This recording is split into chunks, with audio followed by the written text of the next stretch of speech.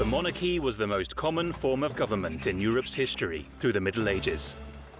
Republicanism became more widespread in the early modern times, but monarchy was still predominant during the 19th century. Although most monarchies have been abolished since the end of World War I, nowadays there still remain 12 sovereign monarchies in Europe.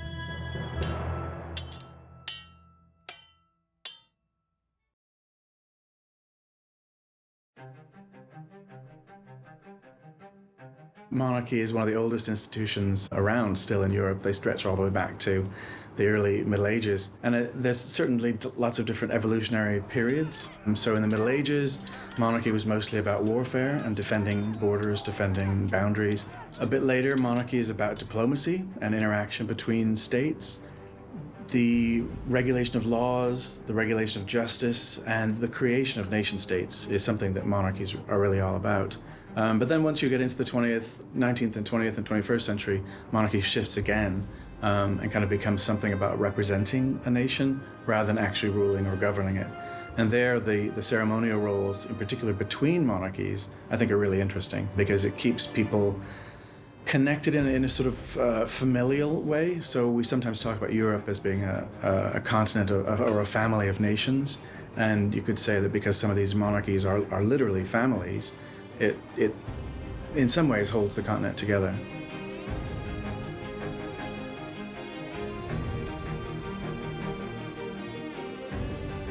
19th century roles of monarchy were, in a sense, maybe futile, but trying to keep the peace by trying to connect Europe together with kinship. And people thought that blood was a really, really strong and important thing. And so dynasties were extremely important.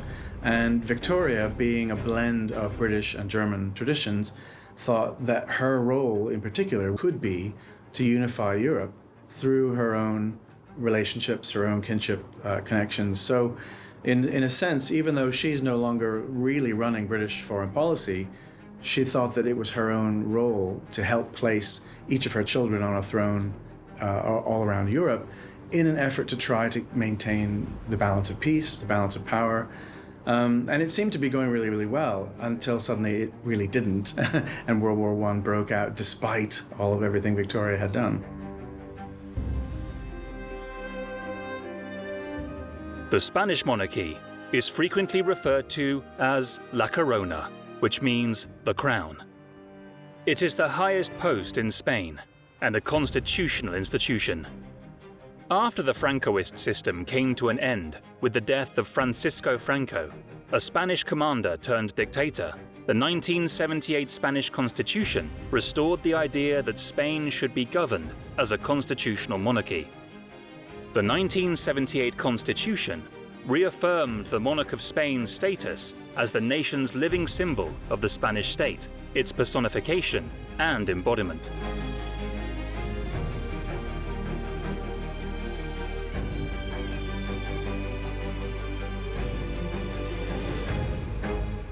One of the things that you have to know about the House of Austria, or the House of Habsburg as they were called, is that they were always extremely lucky. Quite a number of times, really amazing coincidences happen where they marry someone who isn't necessarily an heiress, but then suddenly turns out to be. So Ferdinand and Isabella had many children, but only one of them, Juana, or the eldest, the second oldest daughter, Juana, ultimately inherits both thrones. She marries a Habsburg from Austria, who is also the Duke of Burgundy, which brings the Netherlands to the Spanish Empire. And again, just by chance, he dies, she dies, and they leave one child called Charles. So Charles the First is then elected Emperor of the Holy Roman Empire. So he's better known usually as Charles V, but he has a different number depending on where you're asking. He's Carlos I in Spain, Karl V in Germany. And so for the first time, you've got one ruler who combines the Spanish monarchy, the Dutch states, the Holy Roman Empire, Naples, South America, Mexico. So you could say he's considered the first global ruler.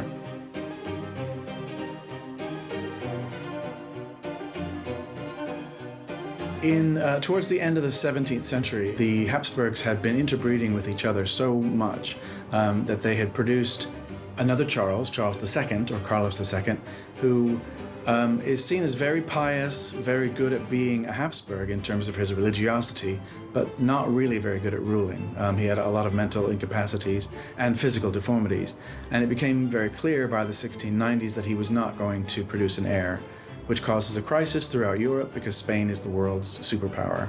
And so there were a lot of decisions. Should we keep the empire together and pass it on to one other dynasty, or should we split it up? And a number of treaties were negotiated in the 1690s to divide the Spanish monarchy. The British kept getting involved, despite not really having an actual say in it, and came up with several treaties of how to divide the Spanish monarchy. But in the end, Carlos II had sort of the last laugh, and he wanted to keep the Spanish monarchy together, all in one piece. So he willed the entire thing to Louis XIV's grandson, Philip, the Duke of Anjou. This caused outrage all across the rest of Europe. The House of Austria felt like they had been snubbed and that their birthright was stolen from them. And the British were very, very displeased with the idea that France and Spain would have the same dynasty. So the House of Bourbon ruling in both France and Spain really, really frightened people about the balance of power in Europe. So the War of Spanish Succession then followed, and some have considered that it's one of the biggest, or the first global wars in our history. Of all the different European monarchies, the Spanish monarchy is one of the oldest, although as a unified monarchy, it's actually one of the more recent in that it, even as late as the early 18th century, it was still composed of several different kingdoms. So while they had one shared monarch, the King of Aragon, the King of Castile were notionally two different people.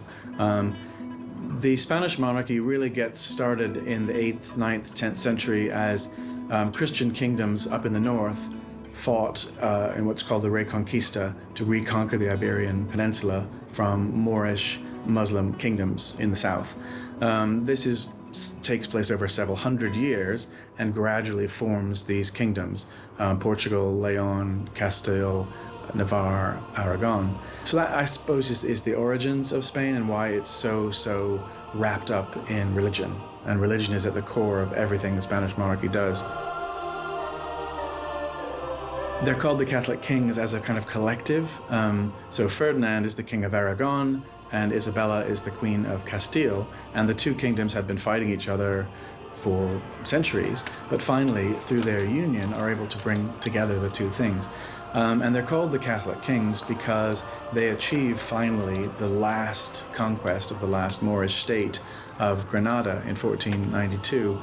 And so to some people this is seen as the high point and the glory of the Spanish rule and of the dominance of the Catholic Church. Others see it as a very dark time of persecution of Muslims, persecution of Jews, and in particular the Spanish Inquisition, and the really fraught dangers that brought to non-Catholics in Spain or in other parts of Europe.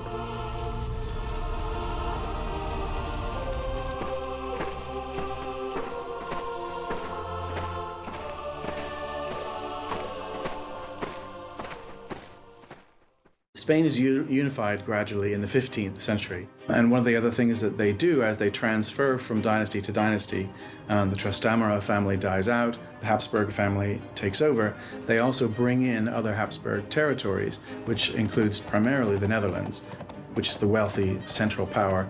They also then expand overseas to create an empire in South America, Mexico, Central America, and conquer lots of Italy. So by the 16th century, the Spanish monarchy is not just in Spain. It's in Italy, it's in the Netherlands, and it's in America. This sort of comes crashing to an end in the early 18th century with the end of the Habsburg dynasty and the passing on into the Bourbon dynasty. And then the history of modern Spain is a bit more about the Bourbon dynasty centralizing, pulling together, and actually creating one unified Spanish state, which works really, really well in the 18th century, but then starts to fall apart in the 19th. As they lose their empire, they lose some of their prestige, and are plagued by constitutional crises again and again and again, finally leading to the end of the monarchy in the 1930s. But then we have this very interesting resurgence of monarchy from the 1970s to the present, where Spain tries to reclaim some of its sort of stability by restoring the Bourbon dynasty in the person of Juan Carlos.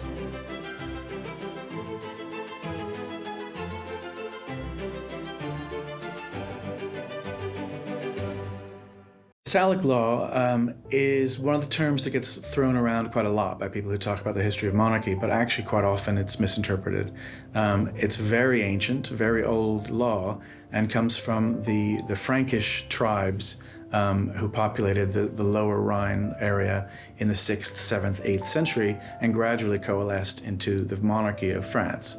The Salic law, as it was originally meant back in the early Middle Ages, was strictly a property law, saying that the inheritance of a family needs to go to males only and excludes females from inheriting property. And this could be a house or a castle or an estate or a farm or jewelry. It never really was meant to apply to thrones. As it applies to the history of Spain, Spain did not have any claim to the Salic law in the earlier periods, and so therefore it was quite easy for a woman to succeed to the throne like Isabella the Catholic, is probably the most famous, or then her daughter Juana, who passes the throne to her son Charles. This then became a problem at the end of the 17th century when Carlos II didn't have any heirs, and people once again said, does Spain have the Salic law or not? Should it go to the next male heir, which is the Austrian Habsburg heir from Vienna, or can it pass through his half-sister, Maria Therese, who is the Queen of France, and to her son, the Dauphin, and her grandson, Philip, the Duke of Anjou? And ultimately, that's what they decided to do. So they say the Salic law doesn't exist in Spain. It passes through Maria Therese, the Queen of France, to her grandson, Philip. But the great ironic twist is that one of the first laws that Philip V brings when he becomes the King of Spain is he says that Spain is now governed by the Salic law.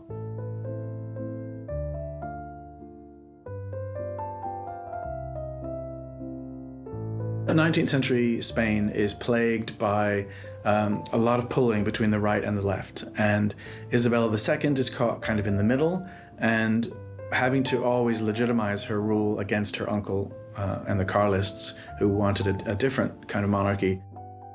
For a while she supported the moderates, and eventually that wasn't enough. They wanted a real rule of law. They wanted the Constitution to be upheld and not coup after coup supported by the army.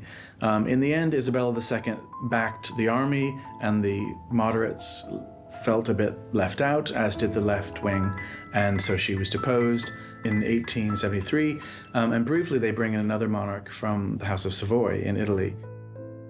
That doesn't settle down the situation either, and there's still this huge pull between right and left, and eventually the Republic of Spain is proclaimed in 1874.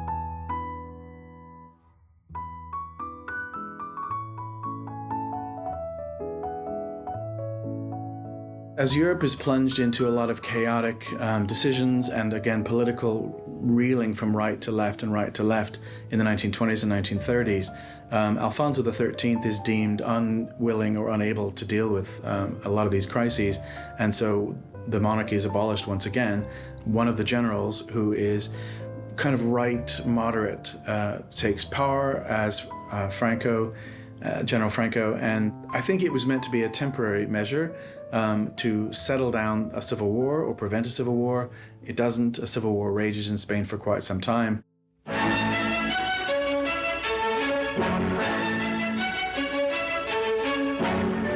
25 years ago, civil war broke out in Spain. And when it was over, 3 years later, 1 million persons were dead and Franco was supreme dictator. A republic had been proclaimed when King Alfonso abdicated in 1930. And 6 years later, these pro-monarchist troops began the long fight that only ended with the fall of Madrid. It was a bitter war, with brother pitted against brother, and both the Germans and Italians used it as a proving ground for weapons they used in World War II. And some people would argue that Franco's regime stabilizes Spain, keeps it out of World War II, and allows it to recover some of its equilibrium that had been so dismissed and so disruptive in the earlier parts of the 20th century. I don't think anybody really predicted that Franco would continue to run the country for quite as long as he did, and the Second Republic often is leaning back towards restoring the monarchy. And finally, towards the late 60s, there's this idea that the best path towards a stable government is a constitutional monarchy, and the best way to legitimize this and to get the support of the church and the traditional landowning aristocracy is to restore the monarchy. Franco isn't quite willing to give up power yet in the late 60s, and thinks that the heir to the throne, Juan, the Count of Barcelona, is too liberal, too left-leaning. And so he chooses, sort of hand-picks Prince Juan's son, Juan Carlos, and ultimately then when Franco dies in 1975, Juan Carlos is restored to the throne.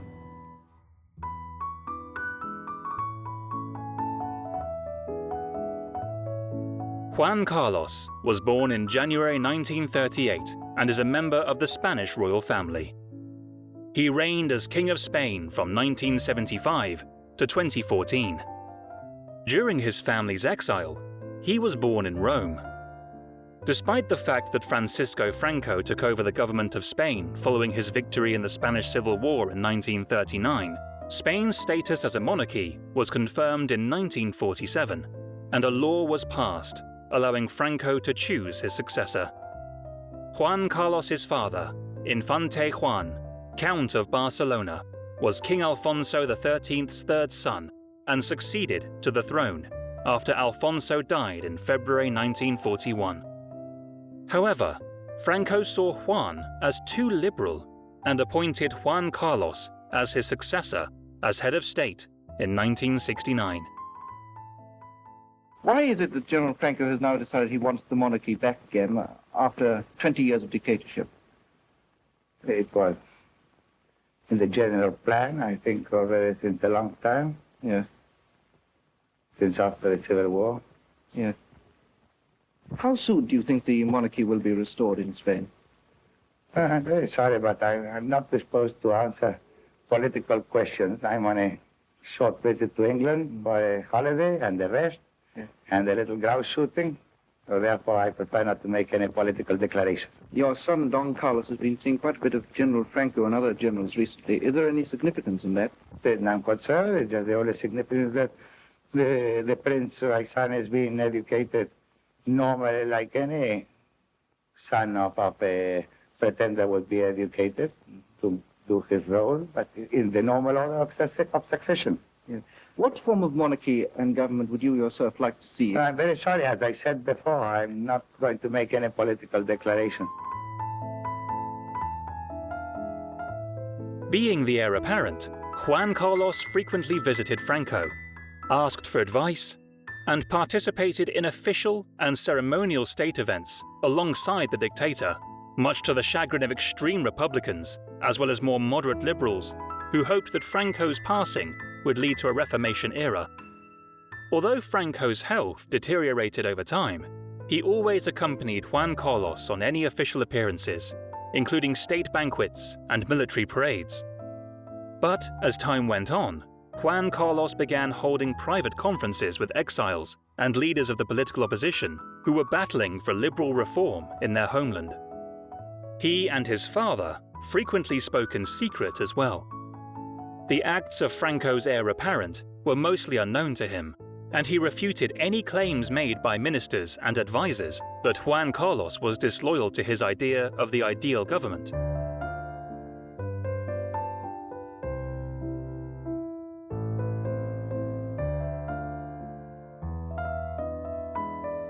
Juan Carlos was handpicked by Franco to be his successor, and Franco kind of cultivated him, I think, to be this apolitical, very moderate symbol of the unity of the state, the authority of the state. And in particular, I think Juan Carlos was useful because he was related to so many other royal families in Europe, and therefore brought a kind of kinship with the British royal family, the Italian royal family, etc. But one of the things that I think people found interesting was that Juan Carlos surprised a lot of the right wing in particular. He didn't support a shift back towards the far right in Spain, as many thought he might do. And quite famously, in 1981, he supported the democratic movement and maintained the idea that the rule of law is the most important and that the Spanish Constitution needs to be upheld. And so an attempted coup in 1981 was deflated, really, by Juan Carlos not supporting it.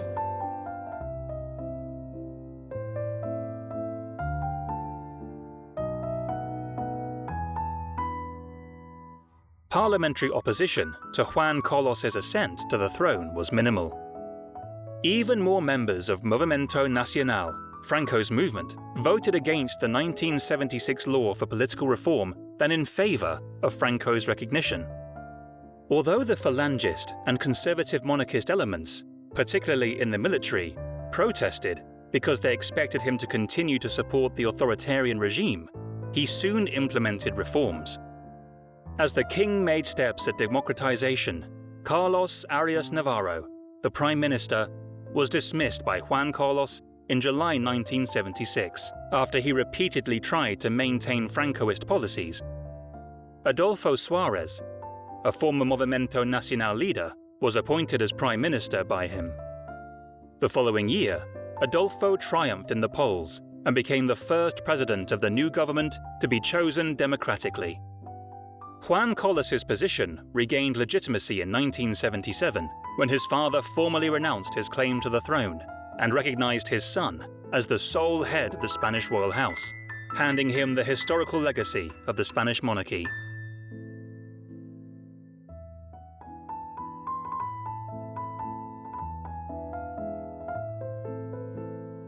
Shortly after Juan Carlos's reign began, when he was still a young, sort of untested and unknown person, there was a coup where members of the military held members of the Spanish deputies, the parliament, prisoner for about a day, and the idea was to restore a much more right-wing, much more conservative government. And Juan Carlos surprised those on the right by appearing on television and saying that he didn't support this idea at all, and it deflated almost overnight, and after a short period, the deputies were let go.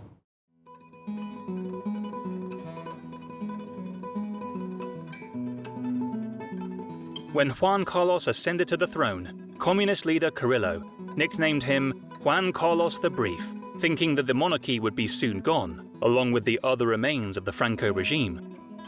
After the collapse of the attempted coup, Carrillo declared that it was a day in which everyone was a monarchist.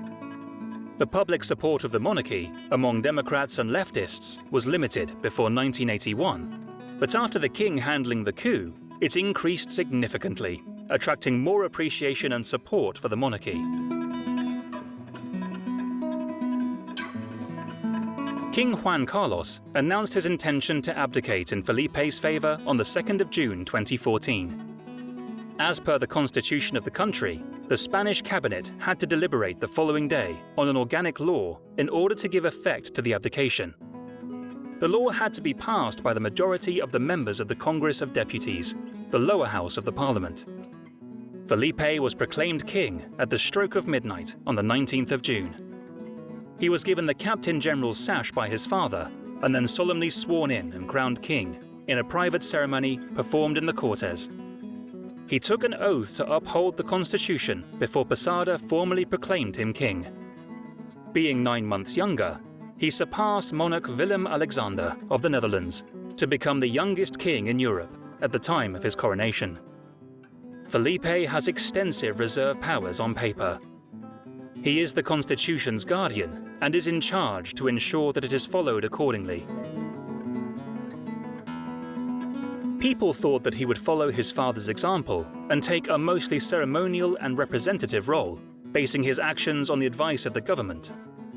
On the day of his enthronement, he declared that he would be a loyal head of state who was ready to listen and understand, warn and advise, as well as to defend the public interest at all times. He is not politically in charge of exercising his powers, even though he is chief executive. As mentioned in the Constitution, his acts are not validated unless countersigned by a minister, who then takes political responsibility for the respective act. Juan Carlos was loved by the Spaniards for helping to anchor Spain on its transition to democracy. But nowadays, people question why the country still needs a monarch. According to Professor Fernando Vallespin, a political science professor, Juan Carlos underscored two ideas: stability and renewal in the context of a political reality. In 2022, Juan Carlos made his return to Spain for the first time since fleeing the country under a cloud of scandal. Ana Romero, an author who wrote multiple books revolving around the Spanish monarchy, has said that Juan Carlos is someone who did a very good job politically, and towards the end of his reign, made a series of horrible personal and professional mistakes. His return was expected due to the Supreme Court closing 3 probes into his finances. Those were a $100 million payment he received in 2008 from the Saudi Arabia royal family. The investigation concluded that there was no evidence to link the money as being a potential bribe relating to the awarding of a fast train construction contract, but found that royal immunity protected him from facing tax fraud charges. The second probe found that he had not benefited in recent years from an offshore fund in Jersey. And the third case, relating to Juan Carlos receiving over $500,000 from a Mexican tycoon, but was closed since he paid $5 million to the Spanish tax authority to clear debt. Unfortunately, throughout the years, Juan Carlos was the center of more scandals, the pressure and the burning of the public eye giving him no choice but to give up the throne. One of the problems I think that any modern monarch has is that at the core, a lot of them are aristocrats, and they're raised with aristocrats, and they're brought up with aristocrats, and went to school with them, and they want to behave like them. But media scrutiny is 100% more, and so everything you do is criticized or brings shame upon you or your family or your government. And as Juan Carlos aged, I think he didn't really age well into the new media age. And too many of the things that he did were seen as disreputable, not something that the symbol of the state should be standing for. And I think that the call for him to resign was fairly strong for many years. He also then wasn't actually in very good health. And so I think it was a combination of the pressure plus his own health to decide to step back, which was a first really in the history of the Spanish monarchy. That's normally a monarch is appointed in the theory by God and needs to then live or reign until death. So abdicating was a very modern thing in a sense for the Spanish monarchy to do. I think a lot of the Spaniards just felt like Spain was very much in the end of the 20th century, beginning of the 21st century, coming into a very modern world and joining with a lot of European sensibilities about how people should live. And hunting has certainly always fallen on the side of this is not something that we really do as a modern society.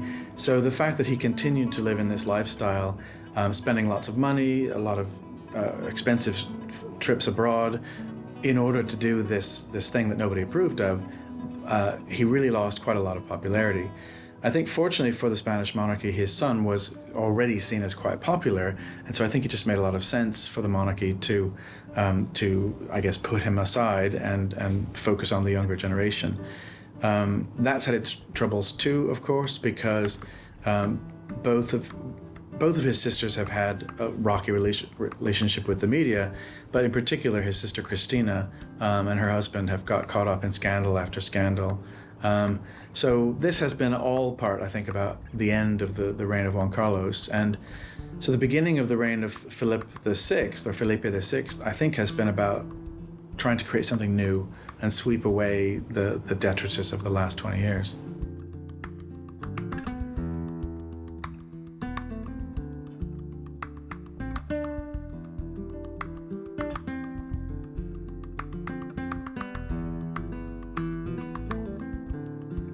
On the 30th of January 1986, at the age of 18, he swore loyalty to the king in front of the Spanish Parliament, taking an oath to discharge his duties faithfully, to abide by the Constitution and the law and ensure that they are abided by, and to respect the rights of citizens and autonomous communities, fully assuming his institutional role as crown successor. Felipe ascended to the throne after his father, Juan Carlos I, abdicated in 2014. Because he was the heir to the throne, his education and training were meticulously planned. He attended high school in Canada, studied law at the Autonomous University of Madrid, and took numerous economics courses. He also went through military training. Felipe was also a member of Spain's Olympic sailing team at the 1992 Summer Olympics in Barcelona, where he served as the flag bearer during the opening ceremony.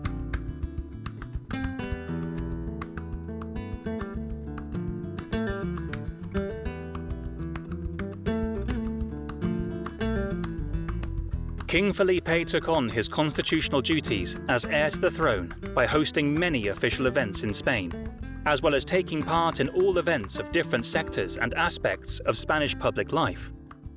Since October of 1995, Felipe has represented Spain on a series of official visits to the Spanish autonomous communities, starting with Valencia. He has later held regular meetings with constitutional bodies and state institutions, keeping up to date with their activities. He often held meetings with people of his generation who have successful careers in political, economic, cultural, and media circles. As part of his military training, Felipe was trained as a military helicopter pilot. In 2014, Felipe and Letizia became the first Spanish monarchs to receive and recognize LGBTQ+ organizations at the Royal Palace. In the beginning of 2015, King Felipe declared that he would cut his annual salary by 20% as a result of the economic recession and hardships Spain was facing.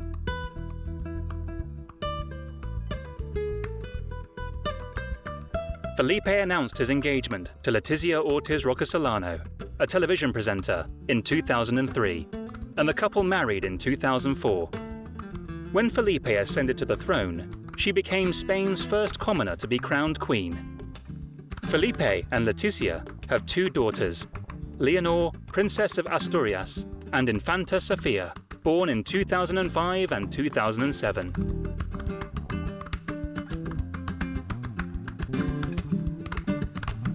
As the leader of the Spanish royal household, King Felipe often faced a multitude of challenges. With his ascension to the throne, the king wanted to create a clean slate for the Spanish monarchy and leave all the controversy in the past. He also planned to prevent scandals from happening in the future by implementing a strict code of conduct for all royal family members, more transparency when it came to financial matters of La Zarzuela Palace, the seat of the royal household, and a ban on accepting expensive gifts.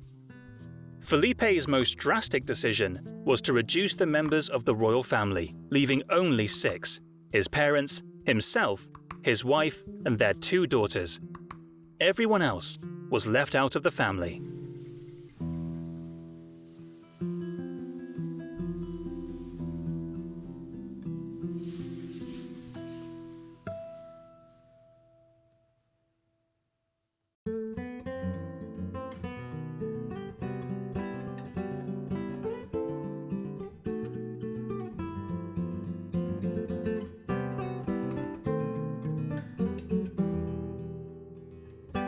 So Felipe of Spain is part of this newer generation of royals who were all born in sort of the late 60s, early 70s, grew up in a very different environment.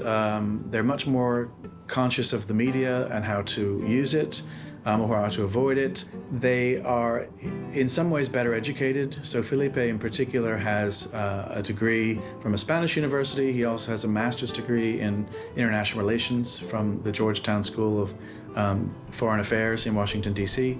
So he's seen as, I think, a very different kind of monarch than his father, a lot more in tune with the way the modern world functions.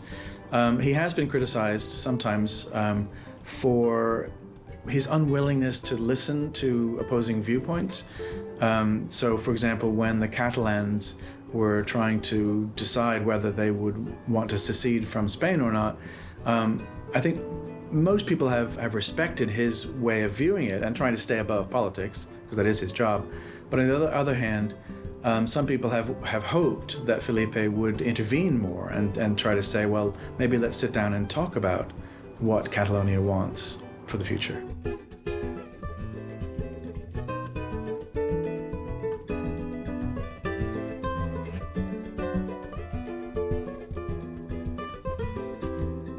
Catalonia is a really interesting part of Spanish history, I think, really fascinating, because it's had a very long history of autonomy. The County of Barcelona, as it was called, or the Principality of Catalonia, goes all the way back to the Middle Ages. And for a long, long time, when the center of Spain was rural, agricultural, not very developed, Catalonia was facing eastward towards the Mediterranean. It had a large city, Barcelona, and it was a very rich and powerful trading center, trading all across the Mediterranean in the 15th century, 16th century, etc. So they've often seen themselves as slightly different. The Catalan language is different from Castilian, and they have their own traditions, their own history of self-government.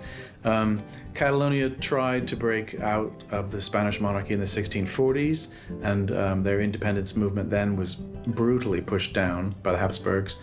They tried to break from Spain again during the War of Spanish Succession and supported the Habsburgs, in fact, rather than the Bourbons.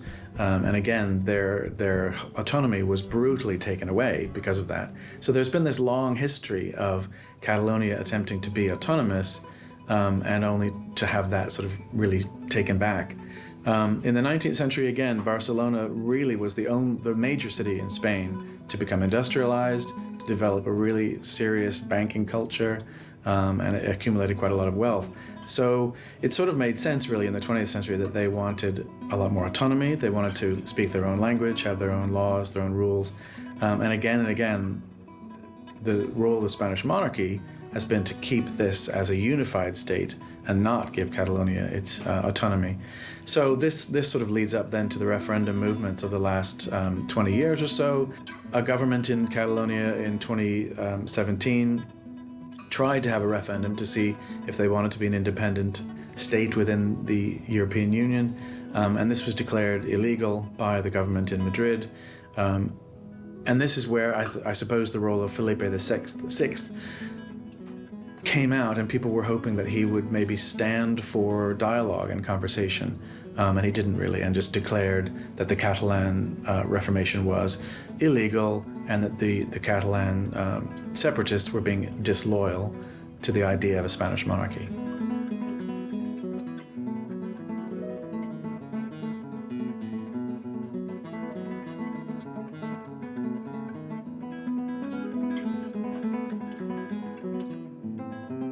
Felipe came to the throne as a young, charismatic, popular figure with a young, charismatic, popular wife.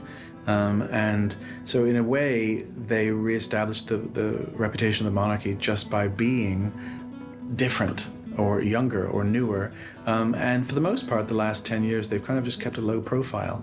And in a way that has been successful in just being the symbol of unity, which is what the monarchy is about.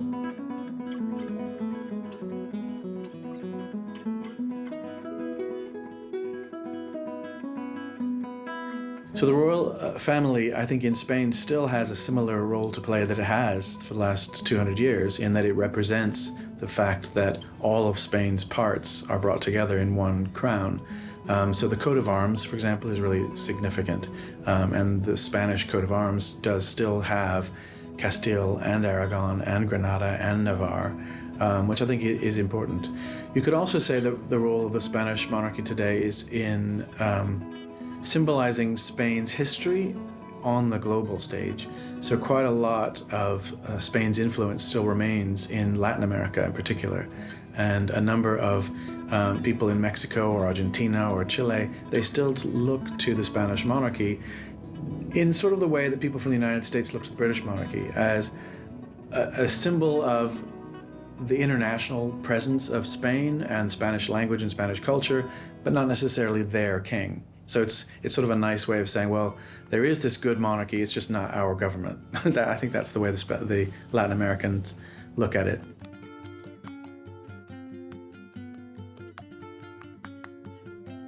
Since the 12th and 13th centuries, there has been a connection between the monarchs of England and Spain. King Henry VIII wed Catalina of Aragon in 1509, and Mary Tudor wed Felipe II in 1554. Both in the 16th century.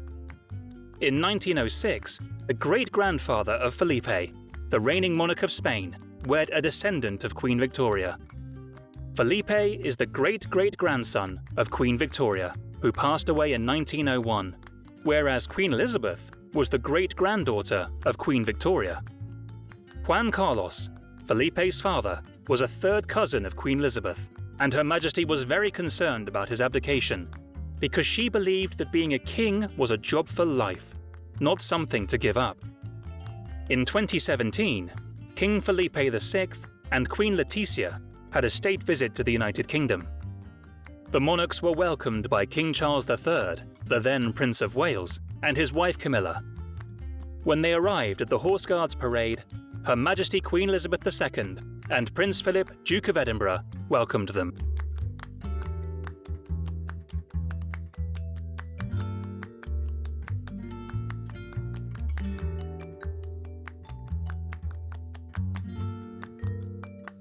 Even though Felipe's ascent came at a tumultuous time, his position on the throne meant changing the face of Spanish monarchy as Spaniards knew it. Once he came into power, he put in tremendous effort into transforming the way people perceived the monarchy as an institution by going to new lengths to leave behind the mistakes that his father, Juan Carlos, made throughout his reign. The decision of Juan Carlos's abdication, and therefore making Felipe king, has boosted the royal family's popularity amongst the people, showing that from the beginning of his reign in 2014, the current king's efforts to change the way the institution monarchy is perceived has had visible results.